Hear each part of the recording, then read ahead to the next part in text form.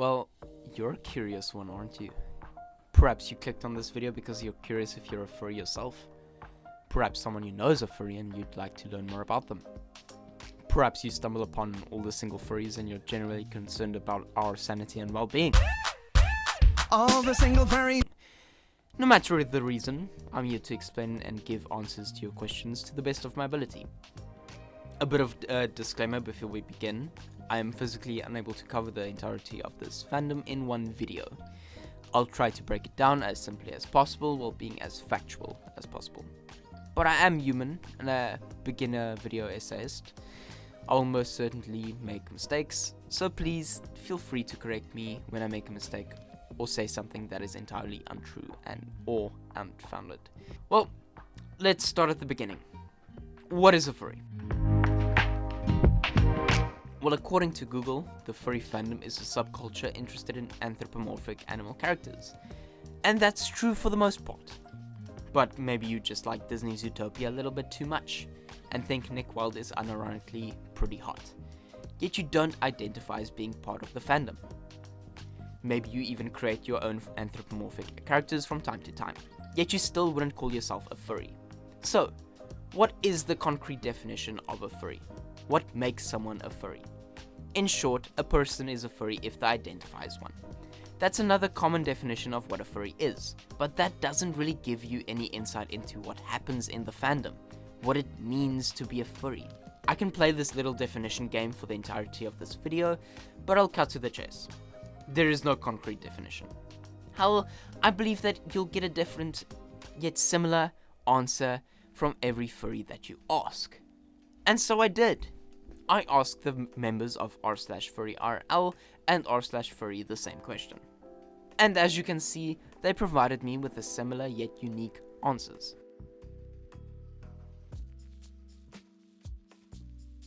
I think this one summarizes it pretty well though. A furry is a person who self-defines themselves as a furry. The first bit is important as someone could do/agree/relate to the below text and not define themselves as a furry or to the furry community.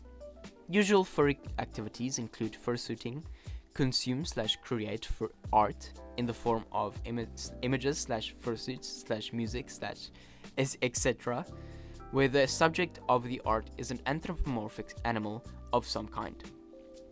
It is not someone who believes they are the animal they portray themselves as. More on that later, by the way.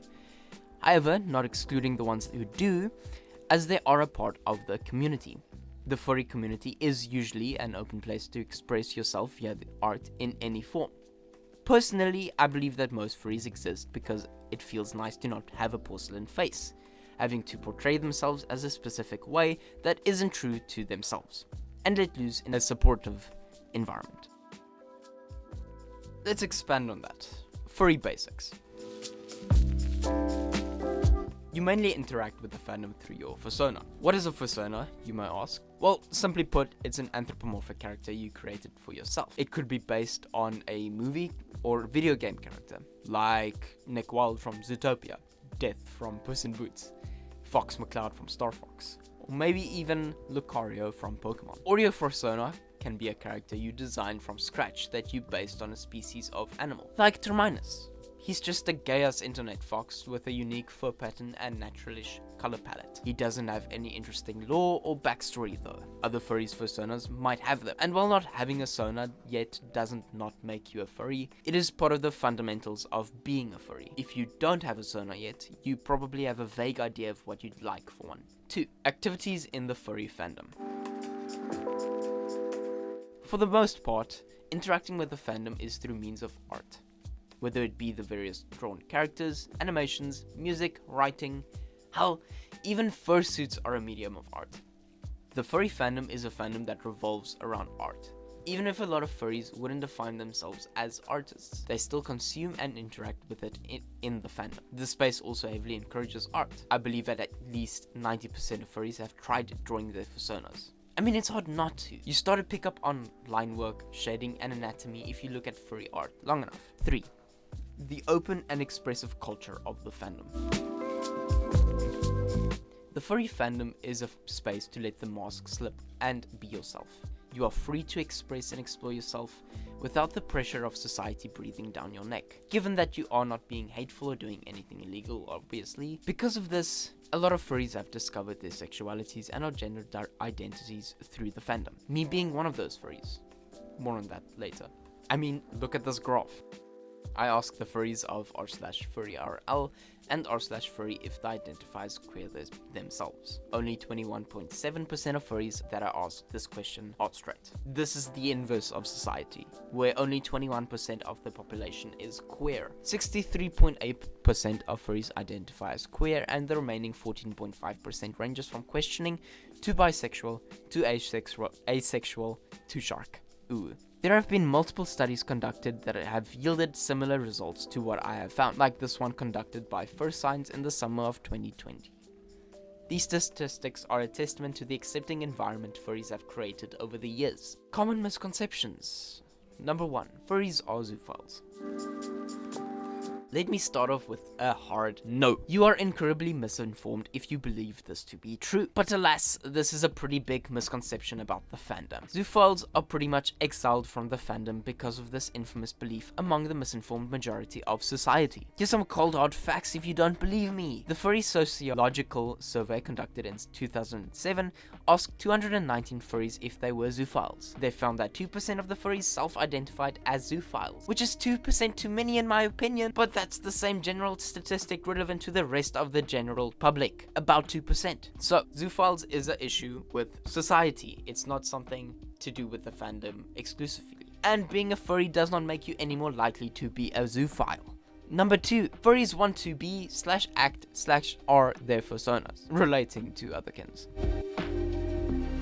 Furries are not Otherkins. I think all of them can agree. But what are Otherkins? Wikipedia defines Otherkin as a subculture of people who identify as partially or entirely non-human. This is often or not a spiritual belief. There is some overlap, and I can see why this misconception exists. Some furries act like their personas in fursuits, those who are lucky enough to own one, and some Otherkins are furries themselves. But being a furry is not a genuine or spiritual belief. We do not believe that we are foxes or have animalistic traits. 3. All furries have fursuits.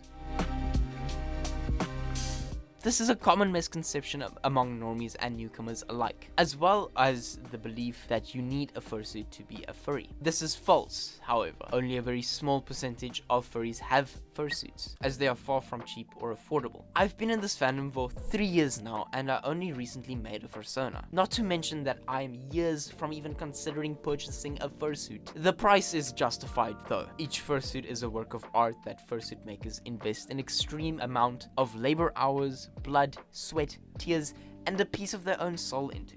4. Furries are a sexual thing.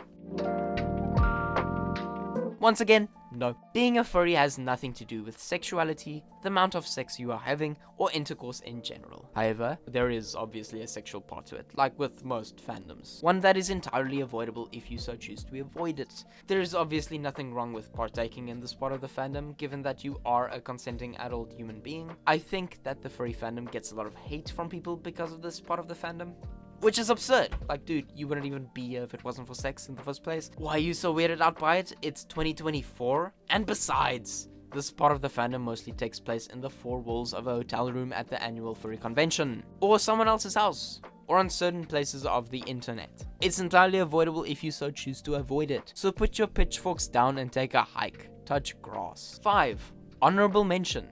I hate furries because they are weird and or cringe.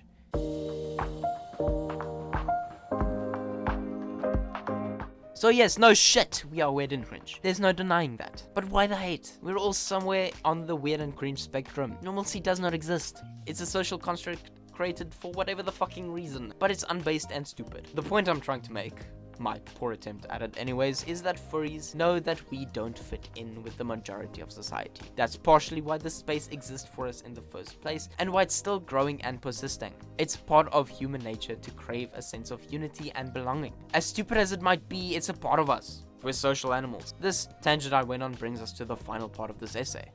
What the fandom means to me and other fellow furries. Story time.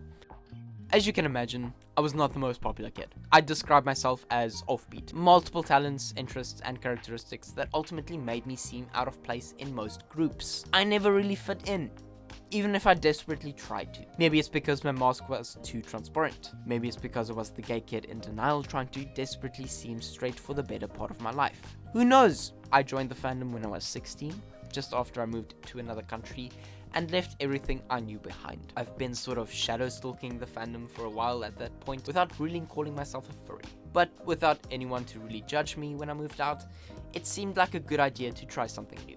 What I didn't expect was a journey of questioning, self-exploration, and eventually self-acceptance. You see, even if I always knew that I was attracted to guys, I never accepted myself for it. I had a bad case of internalized homophobia. The furry fandom, with its accepting environment, provided me with a safe space for self-exploration and self-acceptance. It's the space where I came out for the first time. It's the space where I found my first IRL date. It's the space where I met my first boyfriend at the time, if you can even call it that. I can't even begin to explain what it feels like to let yourself feel without feeling ashamed for it for the first time. It's like being a kid again. I felt like I could breathe for the first time in years. My story isn't unique. I'm sure a lot of furries out there share a version of my story and feel the same way about the fandom.